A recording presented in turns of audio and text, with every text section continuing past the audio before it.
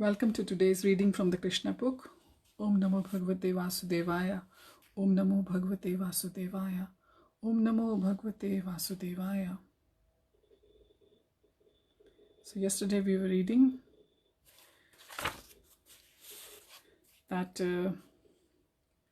it was being stressed again that by worshipping the Supreme Lord, all the demigods, they can be made happy because the demigods get their benedictions from Krishna himself. So just by worshipping the demigods, we can't reach the goal, but by worshipping Krishna, the ultimate goal can be reached. Akrura continued to pray, "My dear Lord, the whole world is filled with the three material modes of nature, namely goodness, passion, and ignorance.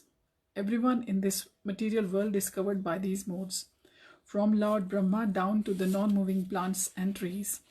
My dear Lord, I offer my respectful obeisances unto you because you are beyond the influence of the three modes.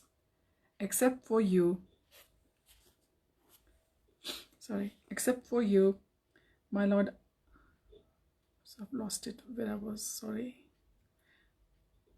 I'll read it again. "Everyone within this material world is covered by these modes, from Lord Brahma down to the non-moving plants and trees. My dear Lord, I offer my respectful obeisances unto you because you are beyond the influence of the three modes. Except for you, everyone is being carried away by the waves of these modes. My dear Lord, fire is your mouth, the earth is your feet, the sun is your eye, the sky is your navel, and the directions are your ears. Space is your head, the demigods are your arms. The oceans and seas are your abdomen, and the winds and air are your strength and vitality. All the plants and herbs are the hairs on your body, the clouds are the hair on your head, the mountains are your bones and nails. The days and nights are the blinking of your eyelids.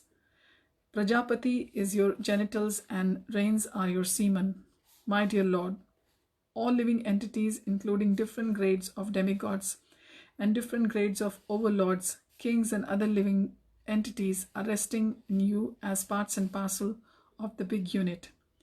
One cannot know you by the experimental knowledge. One can simply understand your transcendental existence to be like the great ocean in which different grades of living entities are included, or like the udumbara fruit out of which small mosquitoes come. My dear Lord, whatever eternal forms and incarnations you accept when you appear in this world are meant for relieving the living entities of their ignorance, illusion, and lamentation. All people therefore can appreciate the incarnations and pastimes of your Lordship and eternally glorify your activities. No one can estimate how many forms and incarnations you have, nor can anyone estimate the number of universes that are existing within you. Let me therefore offer my respectful obeisances unto the fish incarnation who appeared in the devastation. Although your Lordship is the cause of all causes, let me offer my respectful obeisances unto the Hayagriva incarnation who killed the two demons Madhu and Katab. Let me offer my respectful obeisances unto you who appeared as the gigantic tortoise that held up the great mountain Mandara, and who appeared as the boar that rescued the earth planet which had fallen into the water of Garbhodak. Let me offer my respectful obeisances unto your Lordship who appeared as Nrsimhadev to deliver all kinds of devotees from the fearful condition of atheistic atrocities. Let me offer my respectful obeisances unto you who appeared as Vamandev and covered the three worlds simply by extending your lotus feet. Let me offer my respectful obeisances unto you who appeared as the Lord of the Brigus in order to kill all the infidel administrators of the world. And let me offer my respectful obeisances unto you who appeared as Lord Rama to kill demons like Ravan. You are worshipped by all devotees as the chief of the Raghu dynasty. Lord Ramchandra, let me offer my respectful obeisances unto you who appear as Lord Vasudev Lord Sankarshan, Lord Pradyumna, and Lord Aniruddha. Let me offer my respectful obeisances unto you who appeared as Lord Buddha to bewilder the atheistic and demoniac. And let me offer my respectful obeisances unto you who appear as Kalki to chastise the so-called royal order degraded to the abominable condition of the Malechas, who are below the jurisdiction of Vedic regulative principles. My dear Lord, everyone within this material world is conditioned by your illusory energy. Under the impression of false identification and false possession, everyone is transmigrating from one body to another on the path of fruitive activities and their reactions. My dear Lord, I am no exception among these conditioned souls. I am falsely thinking myself happy in possessing my home, wife, children, state, property, and friends. In this way, I am acting as if in a dreamland. Because none of these are permanent, I am a fool to be always absorbed in thoughts of such things, accepting them as permanent truths. My dear Lord, due to my false identification, I have accepted as permanent everything which is non-permanent, such as this material body which is not spiritual and is the source of all kinds of miserable conditions. Being bewildered by such concepts of life, I am always absorbed in thoughts of duality, and I have forgotten you, who are the reservoir of all transcendental pleasure. I am bereft of your transcendental association, being just like a foolish creature who leaves a water spot covered by water-nourished vegetation and goes in search of water in the desert. The conditioned souls want to quench their thirst, but they do not know where to find water. They give up the spot where there is actually a reservoir of water and run into the desert, where there is no water. My dear Lord, I am completely incapable of controlling my mind, which is now driven by the unbridled senses and is attracted by fruitive activities and their results. Therefore, my intelligence is very miserly. My dear Lord, your lotus feet cannot be appreciated by any person in the conditioned stage of material existence, but somehow or other I have come near your lotus feet, and I consider this to be your causeless mercy upon me. You can act in any way because you are the supreme controller. You can thus understand that when a person becomes eligible to be delivered from the path of repeated birth and death, it is only by your causeless mercy that he comes near to your lotus feet and becomes attached to your devotional service. Akrura fell down before the Lord and said, My dear Lord, your transcendental eternal form is full of knowledge. Simply by concentrating one's mind upon your form, one can understand in full knowledge everything that be. Because you are the original source of all knowledge. You are the supreme powerful, possessing all kinds of energies. You are the supreme Brahman and supreme person, supreme controller and master of the material energies. I offer my respectful obeisances unto you because you are Vasudev, the resting place of all creation. You are the all-pervading supreme personality of Godhead, and you are also the supreme soul residing in everyone's heart and giving direction to act. Now, my Lord, I am completely surrendered unto you. Please give me your protection. Thus ends the Bhaktivedanta purport of the 40th chapter of Krishna, prayers by Akrura. Chapter 41, Krishna enters Mathura. While Akrura was offering his prayers to the Supreme Personality of Godhead, the Lord disappeared from the water exactly as an expert dramatic actor changes his dress and assumes the original feature. After the Vishnumurti disappeared, Akrura got out of the water. Finishing the rest of his ritualistic performance, he went near the chariot of Balram and Krishna and was struck with wonder. Krishna asked whether he had seen something wonderful within the water or in space. Akrura said, My dear Lord, all wonderful things that are happening within this world, either in the sky or in the water or on the land, are factually appearing in your universal form. So when I have seen you, what wonderful things have I not seen? This statement confirms the Vedic version that one who knows Krishna knows everything, and the one who has seen Krishna has seen everything, regardless of how wonderful a thing may be. My dear Lord, Akrura continued, there cannot be anything more wonderful than your transcendental form. When I have seen your transcendental form, What is there left to see?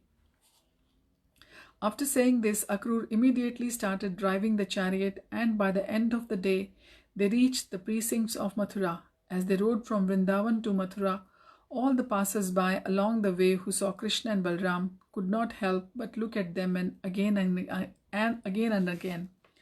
In the meantime, the other inhabitants of Vrindavan, headed by Nand and Upanand, had already reached Mathura by going through the forests, and they were awaiting the arrival of Krishna and Balram in a garden.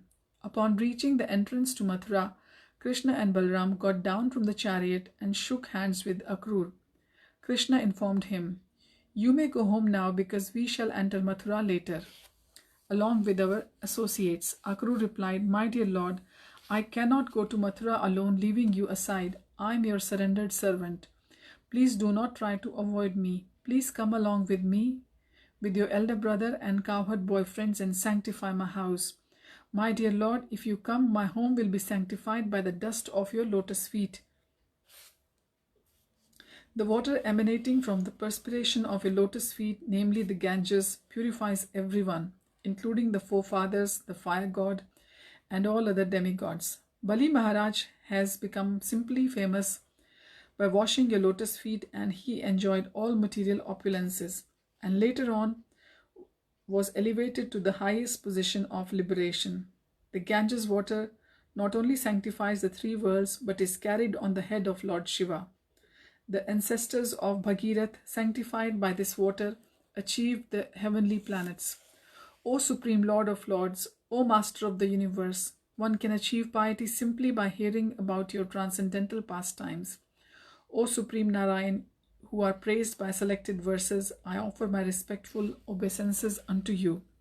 On hearing this, the Supreme Personality of Godhead, Krishna, replied, "Akrura, I shall surely come to your home with my elder brother Balaram, but only after killing all the demons who are envious of the Yadu dynasty. In this way, I shall please all my relatives." Akrura became a little disappointed by these words of Supreme Personality of Godhead, but he could not disregard the order. He therefore entered Mathura and informed Kamsa about the arrival of Krishna, and then he entered his own home. After Akrura's departure, Lord Krishna, Balram, and cowherd boys entered Mathura to see the city. They observed the gate of Mathura was made of first-class marble, very well constructed, and the doors were made of pure gold. There were gorgeous orchards and gardens all around, and the whole city was encircled by canals so that no enemy could enter very easily. They saw that all the crossroads were decorated with gold, and that there were copper and brass storehouses for storing grains. And there were many rich men's houses, all appearing symmetrical as if constructed by one engineer. The houses were decorated with costly jewels, and each and every house had nice compounds of trees bearing fruits and flowers. The corridors and verandas of the houses were decorated with silk cloth and embroidery work in jewels and pearls. In front of the balcony windows were pigeons and peacocks walking and cooing. All the grain dealers' shops in the city were decorated with different kinds of flowers and garlands. Newly grown grass and pleasing flowers like the narcissus and roses. The entrance doors of the houses were decorated with water pots filled with water. Water mixed with yogurts, sandalwood, and flowers was sprinkled all around the door, which were also decorated with burning lamps of different sizes. Over all the doors were decorations of fresh mango leaves and silk festoons. When the news spread that Krishna, Balram, and the cowherd boys were within Mathura city, all the inhabitants gathered, and the ladies and girls immediately went up to the roofs of the houses to see them. They had been waiting the arrival of Krishna and Balram with great anxiety, and in their extreme eagerness to see Krishna and Balram, the ladies did not dress themselves properly. Some of them placed their clothes in the wrong place, some anointed their eyes on one side only, and some wore ankle bells only on one leg or only one earring. Thus, in a great haste, not even decorated properly, they went to see Krishna from the roofs. Some of them had been taking their lunch, but as soon as they heard that Krishna and Balram were in the city, they left their eating and ran to the roofs. Some of them were in the bathroom taking their baths, but without properly finishing their baths, they went to see Krishna and Balram. Some were engaged in feeding their children, but they put their children aside and went to see Krishna and Balram, passing by very slowly and smiling. Lord Krishna immediately stole their hearts. He who is the husband of the goddess of fortune passed through the streets like an elephant. For a very long time, the women of Mathura had heard about Krishna and Balram and their uncommon characteristics, and they were very much attracted and eager to see them. Now when they actually saw them passing on the street with sweet smiles, the ladies' joy reached the point of ecstasy. When they actually saw them with their eyes, they took Krishna and Balram within their hearts and began to embrace them to their fullest desires. Their bodily hairs stood up in ecstasy. They had heard of Krishna, but they had never seen him, and now their longing was relieved. Okay, so we will continue from here onwards on Monday. So Krishna and Balram have arrived in Mathura with tea, and Akrura, he has understood, and the magnanimity, he has actually found out who is the Supreme Personality of Godhead, and he's even got the darshans when he went to Yamuna, and must be some very, very pious deeds from his last life that he had this fortune. And now we will continue from here on Monday. Thank you, Narayan Keshav Prabhu, for joining. Hare Krishna.